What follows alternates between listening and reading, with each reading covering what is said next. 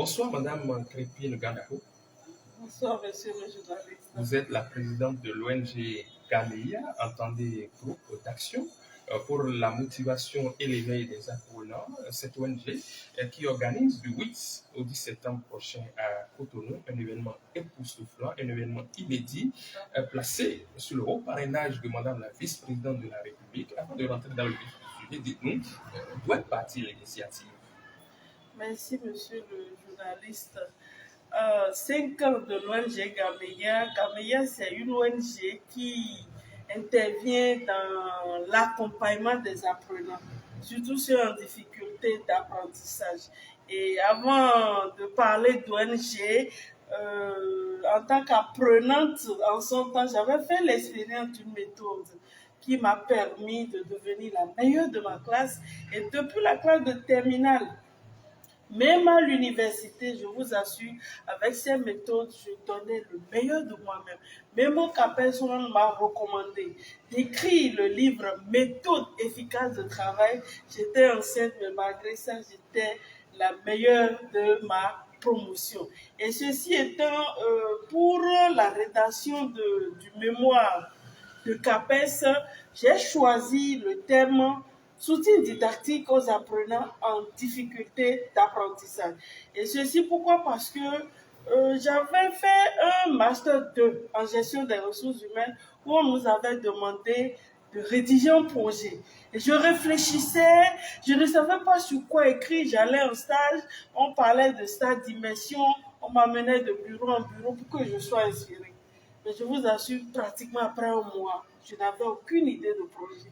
J'allais en stage désespérément et un jour, en allant devant Jésus Eucharistique qui avait le corps, à chaque fois je faisais signe de croix et j'ai prié intérieur, je dis, mais Seigneur, inspire-moi quelque chose. Inspire-moi quelque chose. Je suis fatiguée de mettre le carburant tous les jours sans... Et je ne sais pas, c'est le même jour, ou bien c'est un autre. Chaque fois, je priais quand même. Quand un jour, mon corps commençait par battre. Méthode. Je dis, mais méthode a quoi à voir avec projet? Et en y réfléchissant, j'ai dit, oui, mais la méthode que tu utilisais en terminale et que tu partages même avec tes apprenants. En ce moment, j'avais déjà 10 ans d'expérience en tant qu'enseignante et je partageais l'expérience avec mes apprenants. Ceux qui prenaient ça au sérieux avaient de bons rendements. Donc j'ai dit, mais mieux vaut écrire un projet où je vais parler de ce projet-là et comment utiliser ces méthodes pour aider les apprenants. Quand l'idée était venue comme ça, j'ai dit, tiens, j'ai maintenant mon idée de projet. Et une fois au ministère, c'était au ministère de l'enseignement secondaire, j'en ai parlé à mon maître, il a dit, mais madame, je veux travailler avec toi dans ce projet. J'ai dit, mais tiens, ça me dit que c'est intéressant.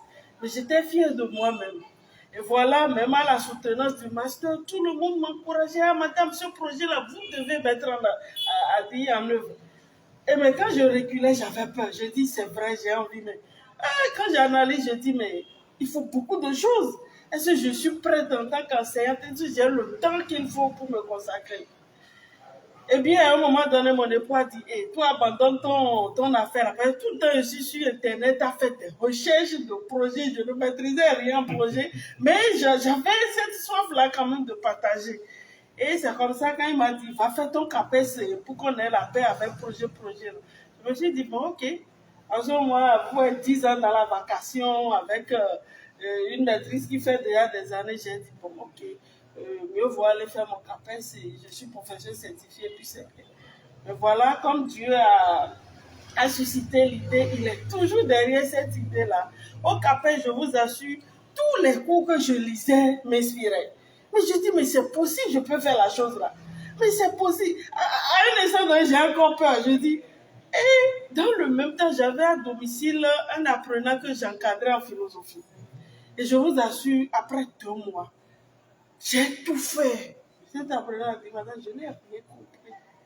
À un moment donné, j'ai dit aux parents, je ne peux pas. C'est vrai, je cherche l'argent, mais il y a ma dignité aussi qui compte beaucoup et vous allez trouver d'autres encadrants pour votre enfant.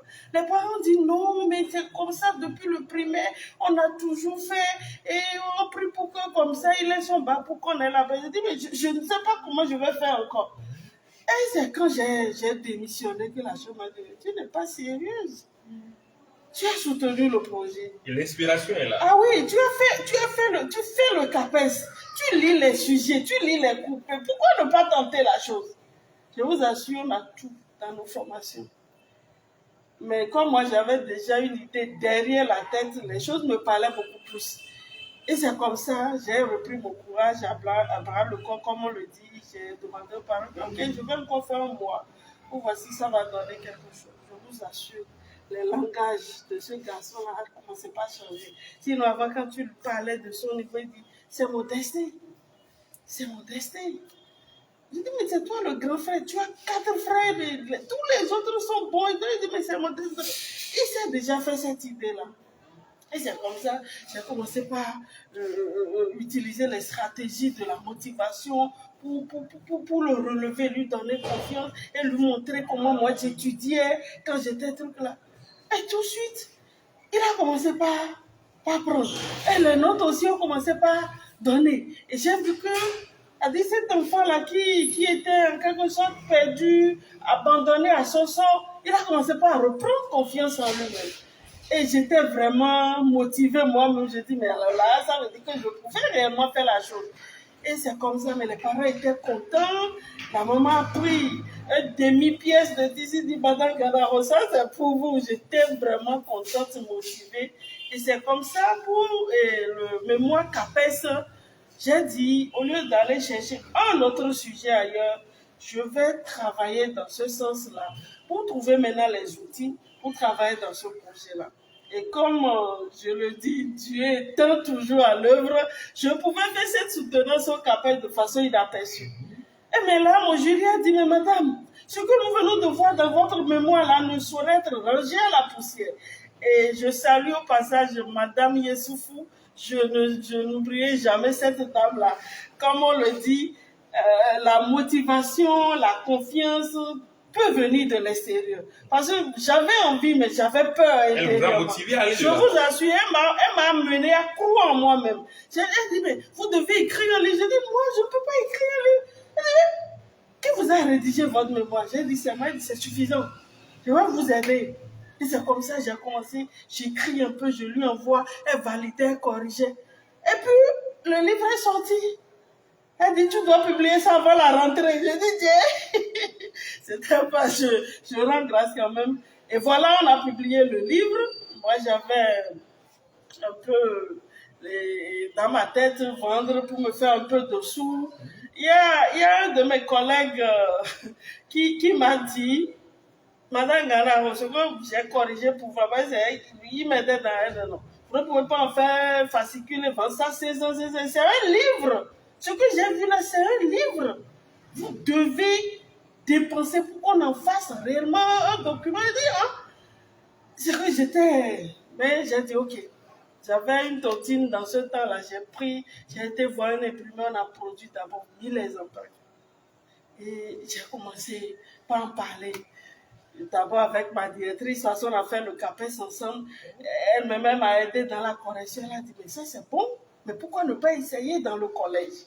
Je vous assure, cette année-là, je dis et je le redis, ce collège a eu les meilleurs taux au Bénin.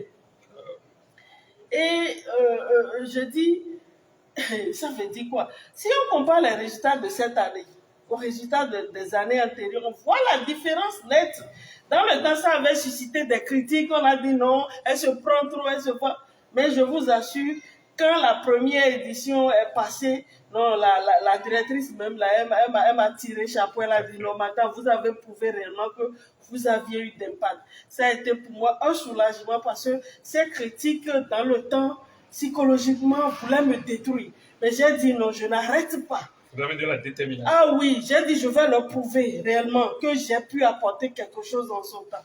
Et le jour où on passait le truc à la télévision, elle m'avait appelé.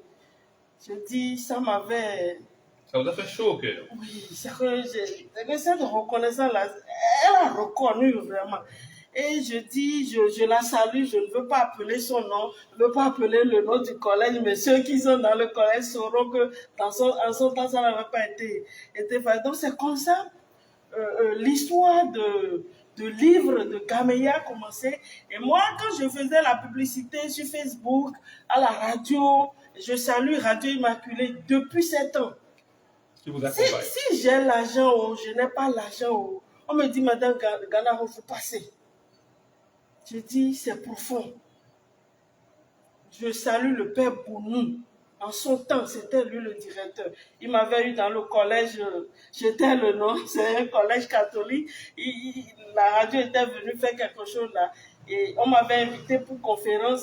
Et il m'a vu, il a dit, Madame, je souhaiterais qu'on ait une émission sur Radio Immaculée. Et c'est comme ça que j'ai commencé. Quand j'ai un événement, j'ai les portes de Radio Immaculée ouvertes et je présentais. C'est comme ça que les parents commençaient par me contacter. Les parents commençaient par me contacter. Et, Madame, vous avez dit qu'avec votre livre, il n'y a pas d'apprenant, comment dit-on, dernier, il n'y a pas d'apprenant incapable, ils peuvent tous travailler. Je dis oui. Et je vous disais, je peux vous assurer, au moment où je faisais tout ça là, c'était pas encore avec une réponse, et comment dire, un résultat, mais sur la base de mes expériences personnelles, ce que je partageais avec mes apprenants, je dis je peux. Avec l'expérience de ce garçon, je dis je peux. Tous les apprenants vraiment peuvent réussir. Et c'est comme ça, la première année, on a fait la première édition. Pour ceux qui nous suivent très bien, ils vont voir, on avait encadré 4 apprenants. Quel était le critère de sélection de ces apprenants? Bon, la plupart du temps, c'est des apprenants qui n'ont pas la volonté de travailler. Parce que quand moi je fais le diagnostic, je dis, il n'y a aucun problème. Quand les stigmatisent, on dit des tarés, des trucs. Toi, tu ne peux rien faire, va vendre de la Moi, je dis, les enfants n'ont aucun problème. Et il n'y a pas d'apprenant taré. Quand on le dit là, il faut être en contact avec la réalité. Si tu n'as pas d'outils, ça c'est autre chose. Mais si tu as d'outils, tu ne vas trouver aucun apprenant incapable. En tout cas, moi, que ce soit au bureau, à la maison, les apprenants, les parents sont là à pleurer, ils me tout fait. Moi, je dis, ok, je vais faire une séance avec votre enfant. Je pose le diagnostic, je fais la première séance avec l'enfant. Et je juge sa capacité de compréhension, la capacité de pouvoir réagir face au truc. À la fin, je dis aux parents, celui-là, il n'a aucun problème, il va réussir. Et vous dites la vérité, maintenant, je n'ai trouvé rien, il n'a aucun problème. Je lui ai pas réussi. Tout ce qui lui manque, c'est parce que vous ne lui faites pas peut-être confiance, ou bien il ne sait pas comment il va faire. Moi, je vais lui montrer comment on fait. Et je vous assure, ces enfants-là, c'est une passion pour moi de travailler avec eux. Parce que quand je vois le point de départ avec l'évolution, c'est que ça m'éveille tout simplement. C'est vrai, il y a des peines dedans, hein. C'est pas facile. C'est pas facile parce qu'il y a des parents qui sont impatients. D'abord, il y a aussi le côté financier. Ils se disaient, je vais payer tout ça là maintenant et ça ne va rien donner. Vous comprenez? Donc, il y a surtout la première année, non. J'ai failli à un moment donné disparaître. Ça n'a pas été facile. Ça n'a pas été du tout facile. Et pour ceux qui nous suivaient à la première édition, le discours que je présentais là, mais je coulais les larmes parce que je ne dormais pas. Je voulais prouver au monde entier que ce que je disais, c'était vrai. Vous avez cette assurance. Ah oui. Et la pression de toutes parts. C'était ma première année aussi de diriger des collègues comme moi, comme employé. Vous comprenez? C'est pas facile. C'est pas facile. Donc on veut te prouver que, mais non, que ce que tu dis là, mais c'est pas faisable. Je vous dis, même les étudiants qui se laissaient aller à la chose, ils produisaient mieux de résultats. C'est vrai, c'est une méthode assez simple. Mais il faut l'humilité. Si tu as l'humilité, tu vas voir que même ma PCT, on dit problème là. Non, on ne trouve pas ça comme problème. C'est facile comme de la mer. Ah oui, il suffit que, parce que ça a des exigences, c'est pas de la magie. Il faut que l'enfant soit engagé. Et le problème, c'est comment faire pour que l'enfant soit engagé. Ça, c'est pas donné à tout le monde.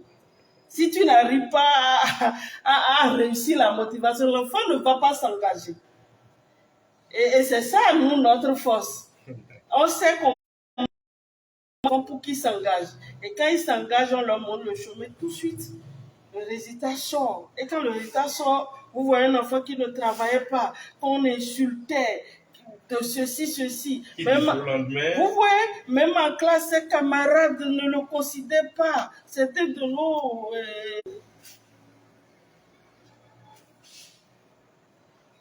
J'espère que ça évolue. Oui, on dirait que c'est à un certain moment que ça s'est arrêté. Hein.